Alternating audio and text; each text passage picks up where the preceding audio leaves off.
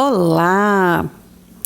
Então, continuando a nossa leitura, as nossas reflexões, vamos entrar no capítulo 4, onde ele continua descrevendo sobre os tipos de solidão. Então, vamos passar agora para a segunda e para a terceira, que são aquelas que são as conscientes, né? As mais comuns que a gente percebe. É a solidão intrapsíquica e a solidão social. Então, com relação à solidão intrapsíquica, ele fala assim, que é definida pela necessidade irrefreável de todo ser consciente de relacionar-se consigo mesmo. Ela estimula o autoconhecimento, as viagens interiores, a introspecção, a reflexão, a meditação, a correção de rotas, a superação de conflitos. Olha como é importante esse tipo. Essa solidão nos estimula a ter um rico diálogo com nós mesmos, a fazer uma mesa redonda com os nossos temores, perdas, frustrações, sonhos, projetos de vida. Ela propicia, portanto, um excelente caminho para promover a saúde emocional e a saúde mental como um todo. Através dela, podemos educar nossa capacidade de pensar antes de agir, né? Que cai na questão da não violência, de não ser tão reativo e como ela é importante, como a sociedade em que a gente vive estimula a não viver esta solidão, né? Que é a famosa solitude, e a gente busca cada vez mais não estar em contato com nós mesmos, tá sempre buscando companhias e aprovações externas, e a gente perde essa ferramenta, né? Essa oportunidade única, maravilhosa de nos questionar, confrontar as nossas sombras, acolhê-las, transformá-las, né? Mas poucas pessoas são treinadas para dialogar consigo mesmas e a ter encontros com o seu próprio ser, né? Isso que eu falei agora há pouco. Então, ele continua aqui. O resultado é que o Homo sapiens tomou o caminho errado, desenvolveu bilhões de informações e tecnologias para solucionar os problemas externos, mas em pleno século XXI, ainda é uma criança perturbada diante das milenares mazelas psíquicas não resolvidas, né? Evoluímos muito tecnologicamente, cientificamente, mas ainda moralmente, emocionalmente, estamos engatinhando, né? Não sabemos analisar nossas tolices, fragilidades, inseguranças, fobias, ansiedades. Né? A gente é muito bom em analisar o outro, mas nos autoanalisar, né? A gente é um terreno que a gente é novo para a gente ainda, né? Levamos a vida sem nunca penetrar em seu tecido mais íntimo. Quem não usa a solidão intrapsíquica, né, para dentro do seu próprio psiquismo, para se interiorizar, não supera seus traumas, vive na crosta da inteligência, torna-se especialista em punir a si mesmo e aos outros. Quanto mais uma pessoa é consciente e lúcida, mais constrói uma plataforma para um autodiálogo. Aqueles que não estabelecem ricos diálogos interiores, ainda que intuitivamente, têm muito mais chances de serem infelizes, inflexíveis, autossuficientes ensimesmados, né, donos de si. Levam para seus túmulos as características doentias de sua personalidade.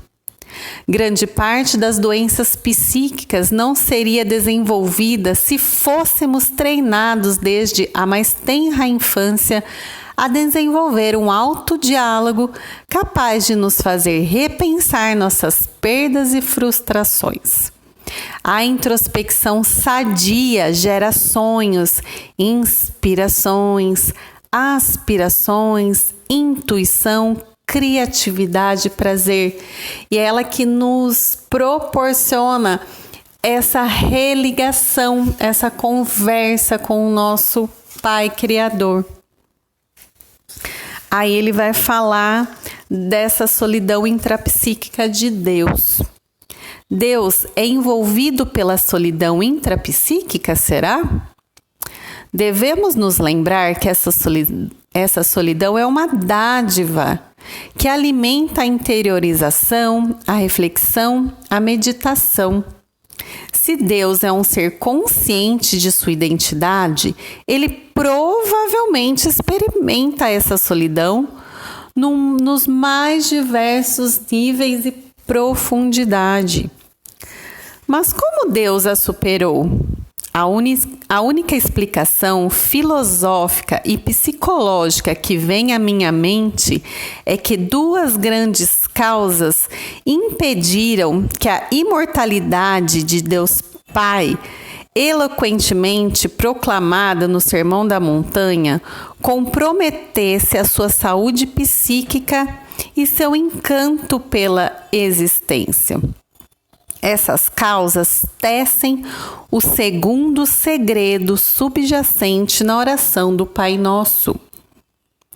Primeiro, a emoção desse Pai só não explodiu de tensão porque deve constituir uma fonte inesgotável de prazer.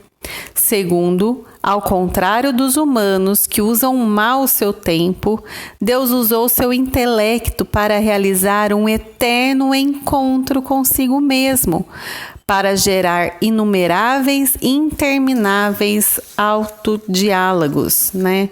Ele usou para se autoconhecer.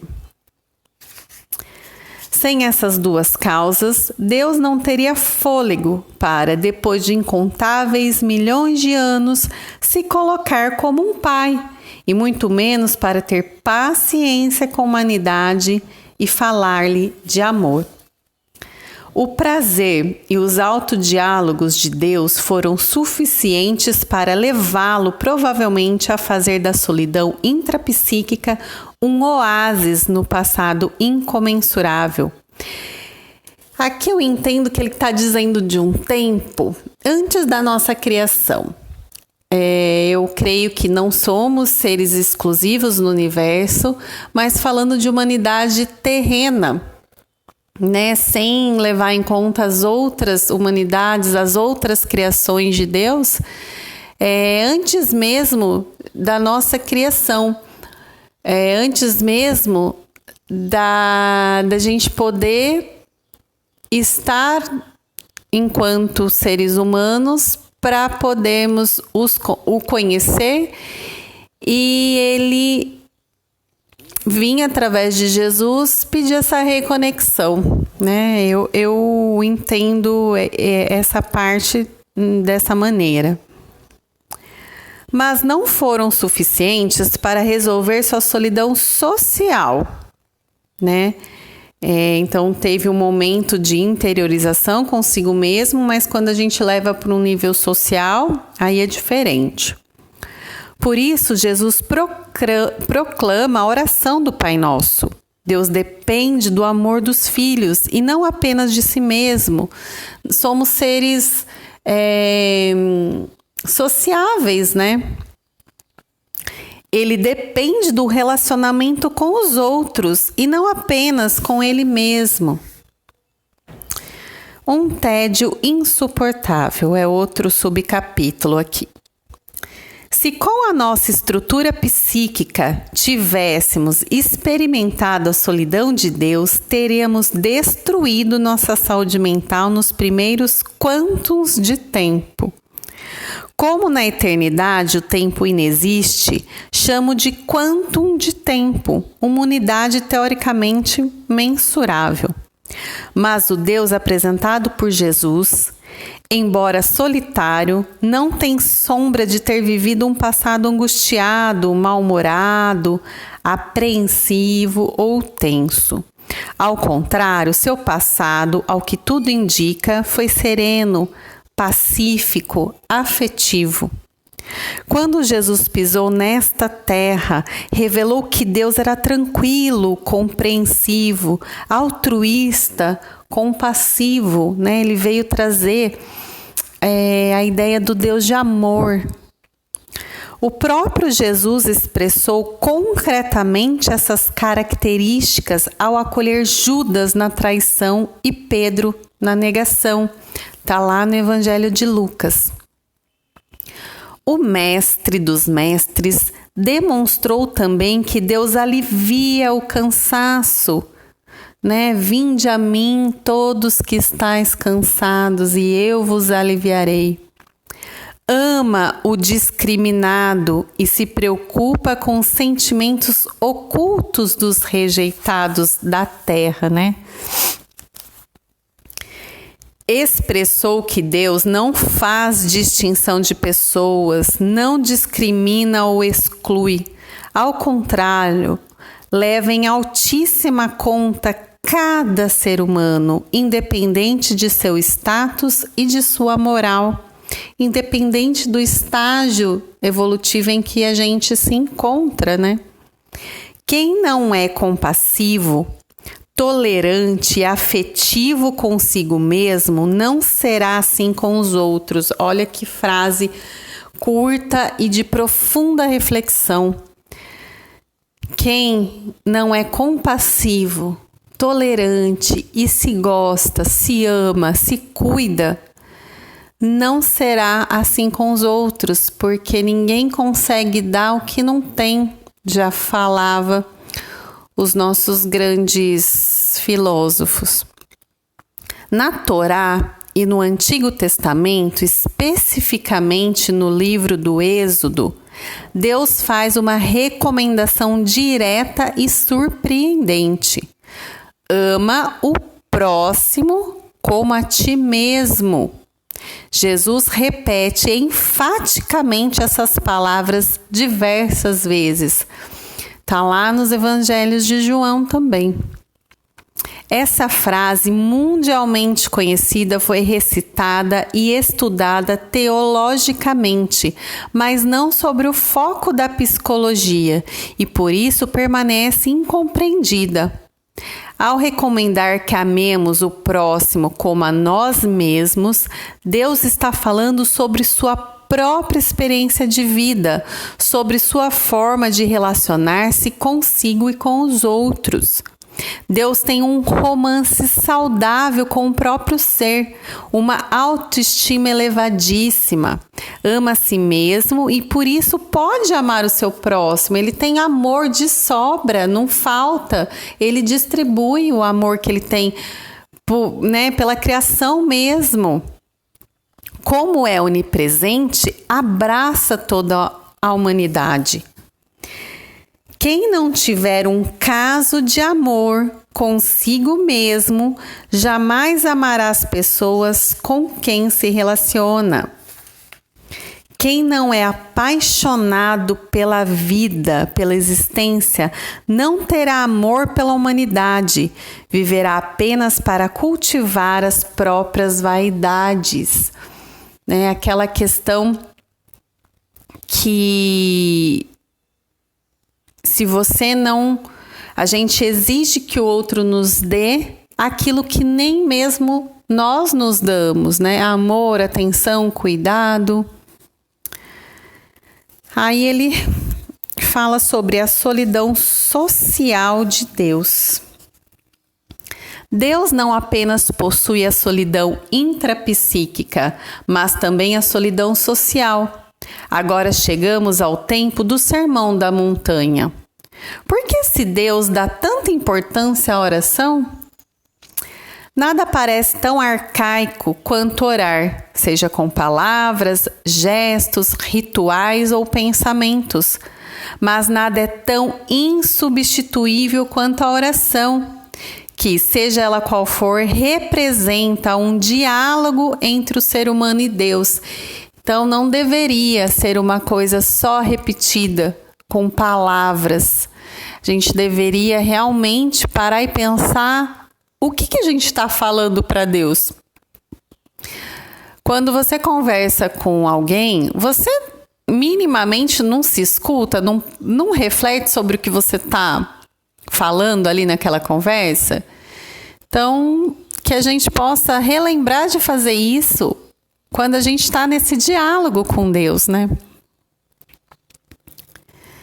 As coisas mais importantes da vida não se resolvem rapidamente, né? A natureza não dá saltos, ela é cíclica, né? As coisas vão acontecendo paulativamente. Um pai pode saber de todos os conflitos e necessidades dos filhos, mas ainda assim precisa que o filho se abra, que se comunique, que revele os seus sentimentos. Não basta saber, é preciso cruzar os mundos, é preciso ter essa interação, esse rapport, né, que as terapias de hoje em dia usam muito essa palavra, né? Estabelecer essa conexão. Devido à solidão social indecifrável, Deus, ao que parece, tem uma necessidade capital de encontros com os outros seres, não bastando os encontros com Ele mesmo. Por que esse desejo ardente de se relacionar com a humanidade, apesar das nossas falhas, injustiças e loucuras humanas? Se Ele é o diretor do roteiro da vida e não o fruto da nossa imaginação, por que suporta as sociedades tão conflituosas e não cria outra espécie menos problemática? Bom questionamento aqui do autor. Se Deus desistir da humanidade, será obrigado a conviver com a solidão social. Poderá ter milhões de outras espécies, inclusive de serviçais, mas deixará de ser o Pai Nosso da humanidade terrena. O Gênesis, o livro que a ciência pouquíssimo estudou, diz que o ser humano foi criado à imagem e semelhança de Deus. Isso é uma fábula da Bíblia? Não parece ser. Defendo eloquentemente o argumento de que, do ponto de vista psicológico, as peças aqui descritas se encaixam. O ser humano diverte, anima, encanta, emociona e inspira Deus, bem como o frustra e o decepciona. 2000 anos de história se passaram desde que Jesus esteve aqui, mas para quem viveu uma eterna solidão foram apenas alguns segundos. Apesar de sua dimensão, Deus é capaz de ouvir uma simples oração, de prestar atenção num sussurro de dor. Tem perspicácia para compreender o que as palavras jamais disseram. Por mais bem resolvido e feliz que seja o autor da existência, ele quer varrer do dicionário da existência humana a solidão social. Ele precisa da presença humana para sentir-se pai, o nosso pai. Podemos conviver com milhares de animais sem jamais ter problemas de relacionamento. Mas, por melhor que seja a relação com o ser humano, sempre haverá frustrações. Porque estamos todos em evolução. Embora a gente não perceba e não acredite, cada um está tentando fazer o seu melhor. O Todo-Poderoso mostrou sua fragilidade na oração do Pai Nosso. Revelou seu lado maravilhosamente dependente, sua face carente dos seus filhos, de volta a ele. Seu poder é capaz de resolver milhões de problemas no universo, nas galáxias. Mas não pode fabricar filhos, não pode solucionar a solidão social. Se o que estou escrevendo não é um delírio filosófico e psicológico, esse fato mudou a história.